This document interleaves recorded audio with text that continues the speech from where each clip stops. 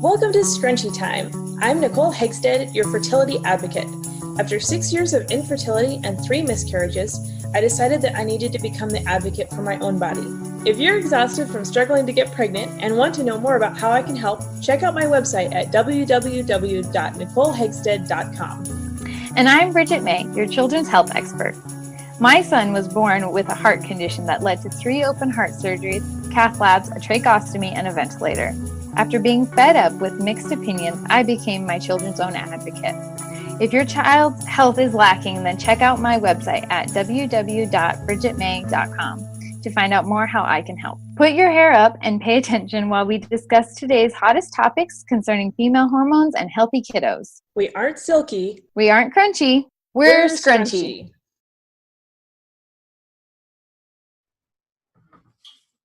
Hello and welcome to Scrunchy Time. So today's episode, we are going to talk about oral health, and Brigette is the one that has done a ton of research in this. So she's going to be the one that kind of leads it here. So I'm just going to let her start talking and tell you all about oral health. Thanks. So I really been interested in this for a while and just kept putting it on the back burner because life is life, of course.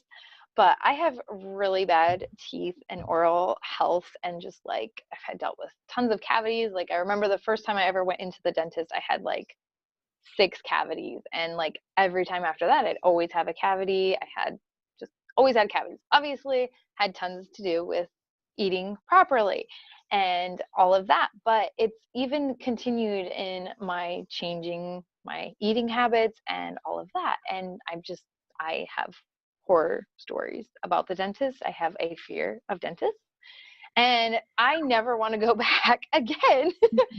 So this kind of started to become more high priority too, with Fritz's 3, Millie's 2, they have teeth, and I know you're supposed to be okay, brush your teeth before you go to bed, and I just want to avoid the dentist and all of that. So I'm okay, I need to start doing something and creating habits. So for all our sakes, I really delve in this last week, and what do we do? Let's figure this out. So I had already started to have the ideas too, just formulating and theorizing, why do we even brush our teeth? There's no way that we had toothbrushes, back in the day. This is so new. At least it feels new, and you never hear about it. Maybe they did and we don't talk about it. So I really wanted to look into that too, where did this come from? Mm-hmm. So which is really interesting because I did find out it is a new thing. So in the 1920s is about when we actually started brushing our teeth. Wow. So which makes total sense because that's when we started eating really crappy, and that's when sugar came out and candy was more of a thing, and sweets and desserts, and we just refined sugar came around more. So so it is a new thing. So big question, right? Because we're obviously doing something wrong, and so here's the thing we're doing wrong, or we need to look into, right, and see if it needs to be kept or not. So and then too, something they are pushing more and more. Every child I had over the course of those 3.5-ish years, they were pushing more and more to brush your baby's gums, and which made no sense to me at all. I was they drink breast milk. Why are we brushing their teeth? or their teeth, gums. Their gums. Why is this a thing? So again, that's probably because we're feeding babies formula and it's bad for their mouth, and whatever, and maybe what mom is eating as well is causing some issues there. So clearly diet changes need to happen for maximum oral health. But in my findings, there's a lot of other things we need to do. So the act of brushing your teeth will actually make your mouth stop remineralizing itself for 12 hours, for over 12 hours, which is about the time everyone's brushing their teeth again before they go to bed. Yes. So you're literally never allowing your mouth to recreate minerals, to get stronger. You're just constantly breaking down everything in your mouth, it's just constant. So So that was my huge red flag of like, okay, we're done. No one is brushing their teeth ever again. But don't throw your toothbrush away yet, because there are some things you can do. You can put on your teeth with your toothbrush, especially for kids and stuff, because it is hard for them to do things with their mouth. But it's also really hard to find a good toothpaste. That's another thing. So, it's constant. It's everything, right? So anyway, but there's several things you can do instead of brushing your teeth. My biggest thing that I am loving doing right now is oil pulling. What you do is you take about a teaspoon to a tablespoon of coconut oil. You can either let it melt in your mouth, which is what I prefer to do, or I know like you pre-melt it and have it as liquid. But then it's whatever you prefer. I don't know. It just tastes funny to me when it's already melted afterwards. I don't know why. And I don't Can't love do the it. texture of it when it's solid. So the texture I'm a texture person. So Yeah.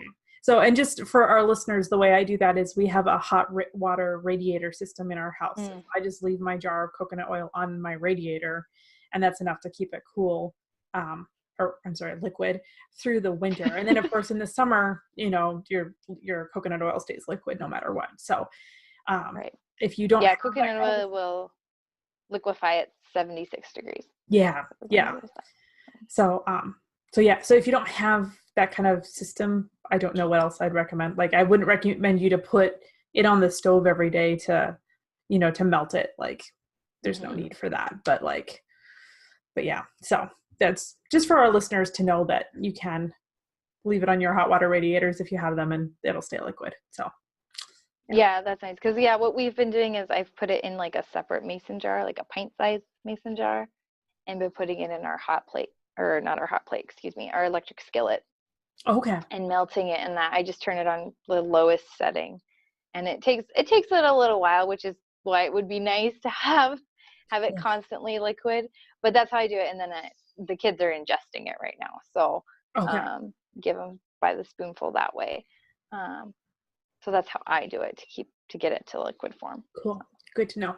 So yeah, but anyway, yeah. So you just take it, you put it in your mouth, like a teaspoon to a tablespoon, whatever you can stand. Like, starting is the main point. Like, just it can be weird, and it can be extremely weird for some people, and other people don't even care. So just take it slow. You don't want it to be a forced, dreaded thing for yourself or your kids. So take it slow.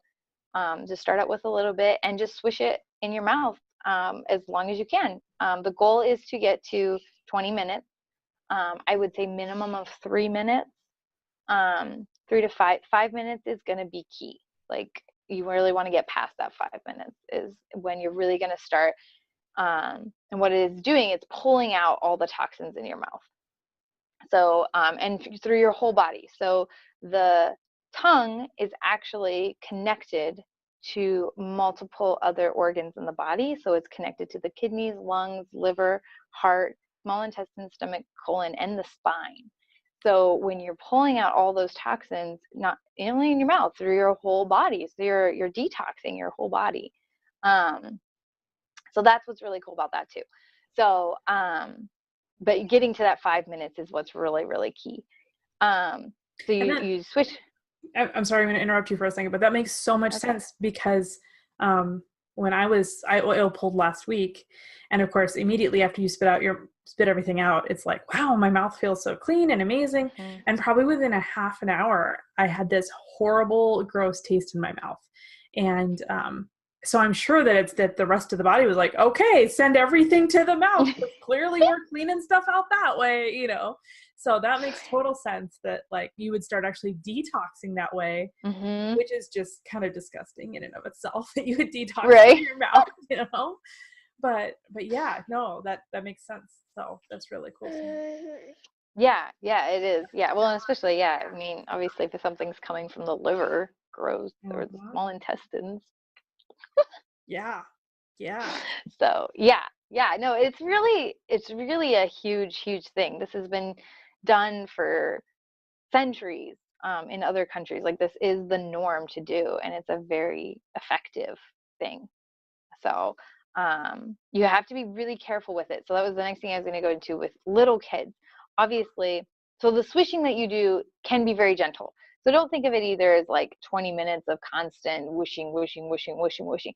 You can totally like swish it around, let it sit for a while, swish it around. So the act is just moving it around and circulating, but it's going to do its job regardless. So, and you'll see that too. So when you put the oil in your mouth, it's clear. And then when you spit it out again, it's white. So you know it's working. So, but for kids, even that gentle swishing is really hard. So what you want to do for littler kids who can't do that is obviously start out practicing with them. So you can do that with salt water, and just have them like swish that around in their mouth. Okay. For a little while, working them up gradually to that 3-5 minutes, and then try the coconut oil and go from there. Make sure they're spitting it out right away. But what you can also do is you can also take a toothbrush and dab it in the coconut oil in its solid form, and brush their teeth with it gently. And then have them swish warm water really fast and spit. So they obviously still have to know how to rinse their mouth out with water, but it's not that continuous, because you cannot, you can swallow it, obviously, you're physically capable of that, but you do not want to swallow that coconut oil again, because you'll be re-ingesting all those toxins. Right. So I feel like your body would get rid of it again fairly easily, but it is going to impact you. So you want to get it out of your body as soon as you can. So that's how you can do it with your kids. What I also recommend, which also will remineralize your teeth, is rinsing with warm salt water. And if you can use like Celtic sea salt or Himalayan sea salt, you're really going to get a ton of minerals doing that. So you actually get a double whammy by oil pulling and then rinsing with warm sea salt. So, so that's really cool too. Yeah, I know. I always feel like my mouth just feels strong. Like, yes. That's what I notice when I have ever brushed my teeth. I don't really enjoy brushing my teeth. It's not like, oh, my mouth feels great now. I've never had that feeling. And then when I started oil pulling, I'm like, oh my gosh, my teeth feel strong. Like it just feels good. Yes. So, like more than just that clean feeling, like you actually feel like your teeth are doing a happy dance, if that's possible. Yeah. So, but yeah, that's the number one thing I would say to start doing now, and stop brushing your teeth with especially conventional toothpaste, and start oil pulling after obviously making diet changes too. So like if you're struggling with like tooth decay and cavities and stuff, contrary to popular belief, you can heal your cavities. You can actually regrow your teeth to some extent. They're constantly like regrowing and remineralizing and all of that. So, but one of the first things you want to do is cut out refined sugars and phytic acid. So obviously we know refined sugars is the white sugar that everybody buys. I would also suggest cutting out anything like coconut palm sugar, even organic refined sugars, like any processed sugars, I would cut it out. I would really limit maple syrup at this time too, even though it's good for you. I strongly suggest eating maple syrup, like it's going out of style generally, but in this case, there's just certain properties of it that I would cut out if you're trying to heal some tooth damage right now. But honey is actually very beneficial. So keep that in your diet and use that as your sweetener. But the phytic acid is in our grains. So I've heard that before, like if you're dealing with tooth decay, cut out your breads and your grains and stuff. And I just assumed it had something to do with like the sugars or the carbs or whatever that obviously cling to your teeth. Well, what it is phytic acid is actually found in the grain, and it doesn't allow your body to reabsorb minerals and nutrition. Wow. So that's what it's doing. Again, just like brushing your teeth every day, it's hampering your body to absorb what it's eating.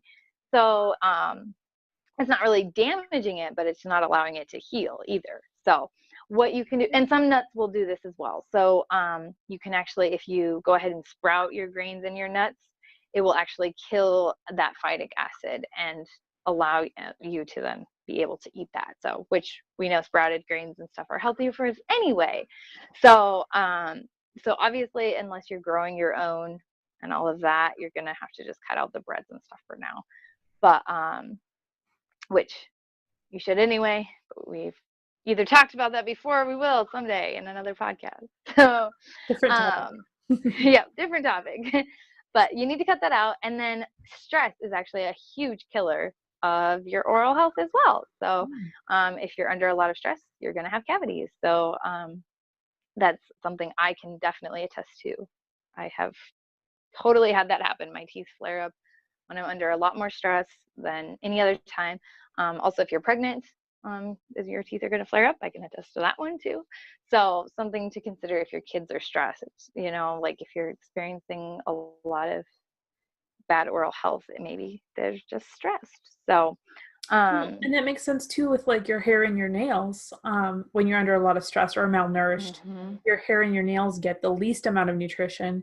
So it makes sense that your teeth would also get like be probably third in that line. Like, well, so we're going to cut the teeth out here because it's not that big of a deal, you know, like it's more important that our heart gets stuff and our liver gets stuff. So that makes total sense, you know. Right. So it also makes sense that our teeth regrow, because if they didn't, we would have really worn down teeth by the time we got to be like 90 years old, you know? Yep. So like they aren't like, I mean, even rocks, even if you took rocks and like mashed them together for 90 years, 3 times a day, they would wear down too. So the fact that, you know, and some elderly probably do have worn down teeth, but not like, they still have teeth. You know, this isn't a known problem in our society of like, oh, you're going to run out of teeth pretty soon, you know? Right, exactly. Like, they actually decay and fall out before they wear down. So that's very interesting. Very interesting. Yep. Yeah, well, that was one of the things in my findings too. Like I was saying, when I researched, like, when did we start brushing our teeth? That most people used to live with a full mouth of teeth in good condition, you know, by the time they were dead. And we aren't that way anymore. Like, I will be lucky if I have my teeth when I'm dead, if I keep going on the rate I am. So I'm so glad I like found this all out, you know? But yeah, most people don't. Like I've actually known a couple of people in their 20s who had to get full set of false teeth just because they had such bad teeth. Like it was like constantly having root canals, or, you know, just get rid of it. And I've had that thought before. I'm just like, I'm done. Yeah. Just give them to me now. I've met 6 and 7-year-olds that like don't have any teeth because they just pull a baby tooth instead of giving you a cavity, you know.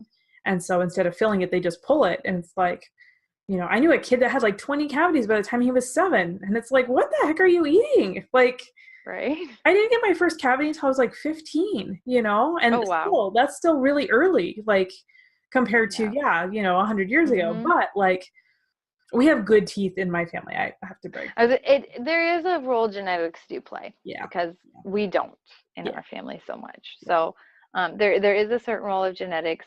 I don't know, my sister wants me to talk about her, but I'm going to. Like, I would be the one that brushed my teeth solid, flossed, everything for the, you know, 1 year or 6 months, whatever it was. Go in there. Yep, you have however many cavities. She would go in there, probably never brushed her teeth, you know, or very little, you know, just was not diligent about it at all. And they'd be like, wow, your teeth are so clean. And, you know, so there is a role genetics play. Clearly, I did not get those genetics. So, because we're obviously eating the same things, we're doing the same things there. Right. So you can tell that there's something extra there that's out of our control. But yeah, so genetics do play a little bit of a role. But, totally, yeah. But yeah, so, and then so with that, like, the next thing you can do to heal teeth decay is also your diet, obviously. Surprisingly, a couple, like, so many easy things to do here. Like, actually, orange and green produce are going to be your best to remineralize your teeth. So, like, carrots are like number one, crazy. Avocados and cabbage. Avocados, those high fats are really going to be great. And cabbage as well. And then sweet potatoes are like some things I suggest. Like those are going to be really good ones, really easy to get incorporated into your diet. As I said before, my kids are doing this. They're ingesting coconut oil. You can melt anywhere from 1 to 4 tablespoons and just eat it by the spoonful. Like I said, let it melt in their mouth or let them drink it like liquid. My kids do either one. So when they're young, you can start them out on anything. It's so awesome. They have no aversions. And then of course, like garlic, because you're gonna, like, if your teeth are decaying, you have higher risk of infection. So you really want to stay up on the garlic, fermented foods, honey, get in some omegas. Cinnamon is going to be another one. And then what's also going to help you remineralize your teeth is raw dairy. And really, especially from goats and sheep, are high in the minerals that are going to help your teeth. So, so that's something to do too. So, and then in that, if you're not trying to heal your teeth and you're just trying to keep up on it, stay mineralized, all of that, so you don't have to heal your teeth, you can do that oil pulling, like I said, and then eat Celtic sea salt.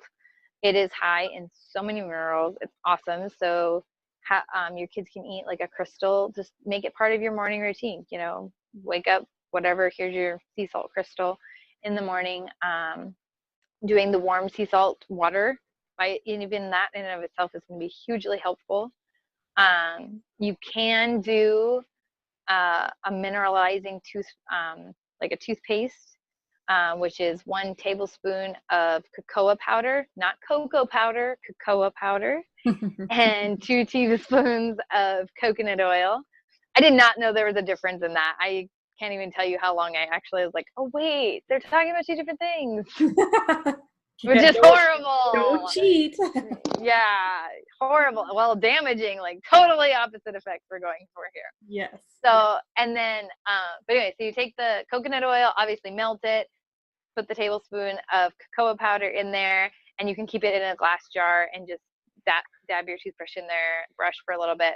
I would, again, like if you need to, like rinse with a warm sea salt water, just whenever you can do that. So, and then chia seeds are also really, really good for remineralizing your teeth and good vitamins and all of that. But yeah, so if you're not. And I'm assuming with the chia seeds, you actually eat the chia seeds. You don't brush your teeth with those, correct? Yes. Yeah. Yes. Just checking. Yeah. Just checking. Yeah. Just eat them. So yeah, they're kind of different. Like they can be different too. You know, they're gonna have like that. I had a horrible aversion to tapioca pudding when I was a kid. And like frog eye salad and stuff, and that's what they remind me of. So, but you can do so much with them. You can put them in yogurts, you can put them in smoothies. I've seen people put them on top of salads. If you're doing different baked goods, I do baked goods without grains. So I don't know, like I do them differently. You could throw them in there if you're doing some muffins or something like that. So yeah. Yeah, cool. I did want to say a note too about the cocoa powder, just for our listeners, anybody who would be confused about that whole cocoa and cocoa thing. So the cocoa bean is the bean that all chocolate comes from, and that includes cocoa and cocoa, Hershey's chocolate, and all of that. And the problem is that, for instance, Hershey's chocolate bars are super processed and they have a whole bunch of really bad chemicals added to them. So by the time you get a Hershey's chocolate bar, it just tastes like chocolate, but it doesn't really have any of the healing properties of chocolate left in it. And so if you get things like cocoa powder or cocoa nibs, you can get little nibs to put in your ice cream and stuff that are really good, but they'll have like a bitter taste to them, a lot like dark chocolate. Dark chocolate's going to be closer to that original cocoa.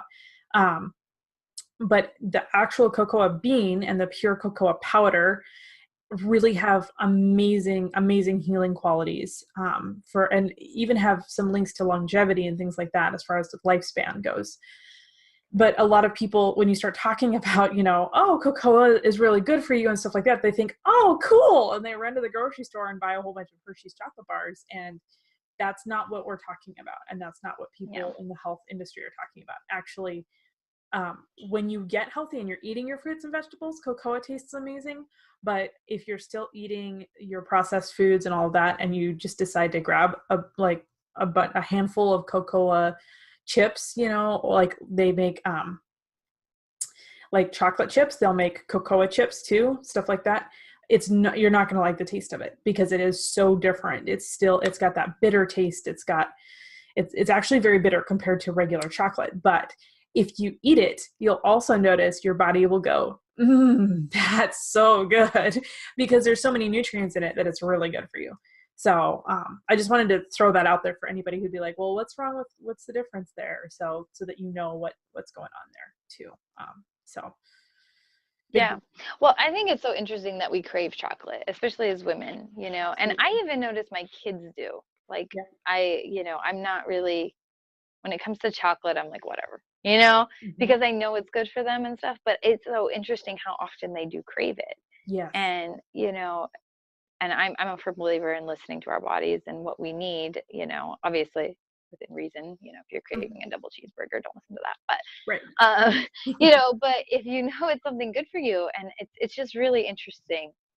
And then the simple act of like brushing your teeth with it, it's beneficial, like you're not even, I mean, you're ingesting it, yes, because your gums are also and directly aligned with your bloodstream. So it's like an immediate into your bloodstream. But like, that's how powerful it is. Well, I was even noticing today when I brushed my teeth that my gums bled a little bit.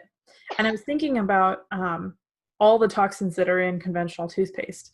And it dawned on me that like, there's been all these studies about whether those toxins in the toothpaste can get through the mucous membranes in your mouth. And it was like, it doesn't matter, because how many of us have gums that bleed when we brush our teeth? Not every time, but just twice a year. Let's just say you bleed every 6 months. It's going straight into your blood system.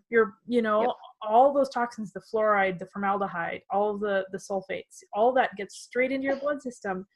And it's really bad for you.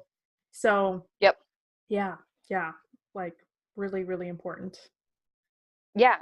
Well, that's what they'll say too. Like, like normally, like in the doctor's offices and stuff, they'll say, like if you're in a lot of pain, take that Tylenol, ibuprofen, and actually put it under your tongue and let it melt there, so that way it gets into your bloodstream faster. Wow. And so yeah, that's how effective that is. Yeah. So yeah. But your toothpaste can't get into your body through your mouth. Sure. Right, exactly. Yeah, nothing else is going to harm you. Yeah. But when you really need it, it'll work. Yeah, exactly. Because we want it to. Yep, exactly. Yeah. Yep. So yeah.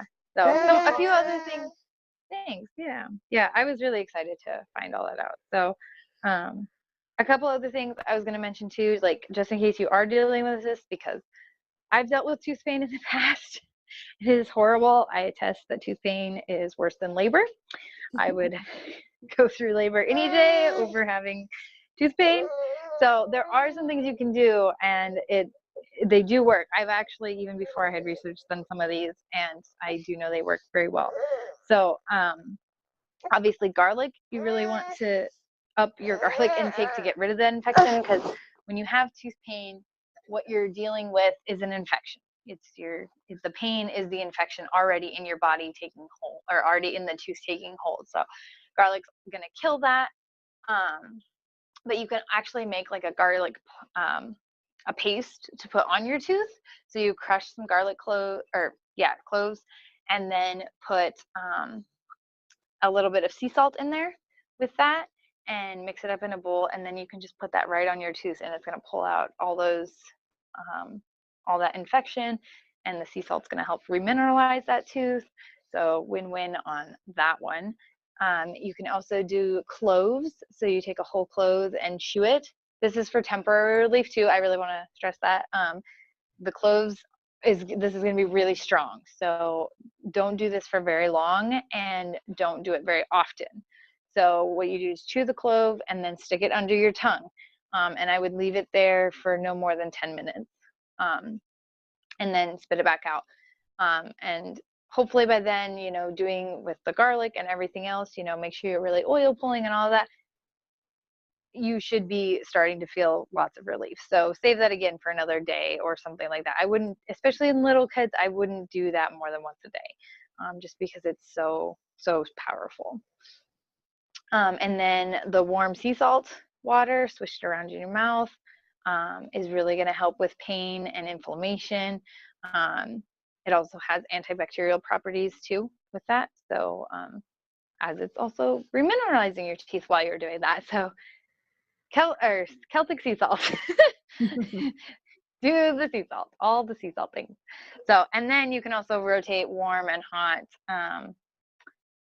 washcloths on wherever the pain is in your mouth. So if it's on your jaw, rotate. It's really, it's really hard to judge temperatures with little kids, but pretty warm, as hot as you can kind of get it, as hot as they can kind of stand it on that area, and rotate it with hot and then cold, as cold as they can stand it. And you can do 3 rounds of that, and hold them on there for 3 minutes. Do the cold, 3 minutes. Do that for 3 times. So you'd have 3 hot and 3 cold total. Always end on cold. So always hot first and then cold. Cool. I saw something too, as far as the garlic mixture that you recommended. I feel like that would you'd have a hard time keeping it on that tooth once you closed your mouth, So a suggestion that I saw once is take a tea bag and cut it open and dump the tea out, and then put the amount in the tea bag and wrap it up, so that way it stays in there, and then you can put that next to the tooth, and it will help keep it all there, so you're not swallowing it and washing it away, or things like that. Yeah. So yeah, that would totally work. You can also buy empty tea bags. So. Yes, absolutely. So, yeah. Absolutely. Cool.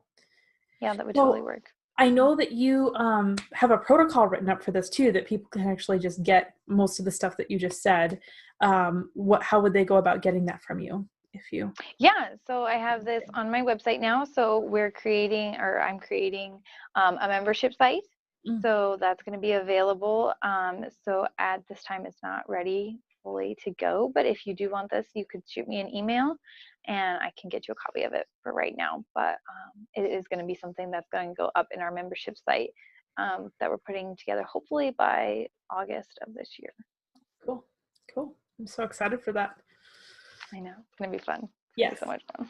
Absolutely. I agree. So awesome. Cool. Well, that's everything, I think, unless you had more to say.